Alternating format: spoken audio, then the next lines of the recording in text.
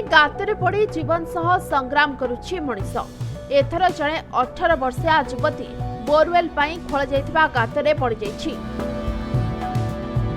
जीवन मृत्यु सह युवती संग्राम करुथिबा बेले उद्धार पाई प्रशासन जोरदार उद्यम करुछि।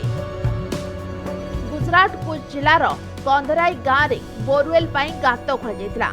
चाष जमी 500 फुट गातरे गाँवर जड़े युवती पड़ जाइछन्ति। भोरू भौणी सह शौच पाई जाइथिबा बेले हठात उभार हो जाइथिले। यापर से गातरू तांको स्वर शुभिबारु प्रशासन को खबर दिया। संगे संगे जिलापाल घटनास्थल में पहुंची परिस्थितिर अनुधान करछन्ति। घटना को 24 घंटा पूरीथिले मध्य युवती को एसआई उद्धार करा जायनि। युवती को निश्वास नेबा पई गात भितरु अम्लजान दिया जायछि। आ गात चारिपटु खोला जाय उद्धार पई उद्यम जारी रहिछि।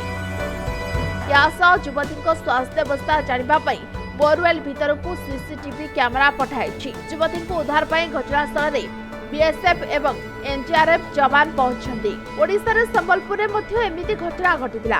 बोरवेल पई खोल जाइथिबा गातरे कई जणे नवजात शिशु कन्या को फिंगी पळाइथिला। पिलाटीर शब्द शुणी ताकू उद्धार करिया पई चेष्टा होइथिला। एबे से झियो सरकार को हेफाजत रे रहिछि। तेबे बोरवेल पई खोल जाउथिबा गात पई किछि व्यवस्था हेबा दरकार। जेउठी गात खोल जाउछि सेटारे किछि चिन्ह दिया जिबा निहाती दरकार।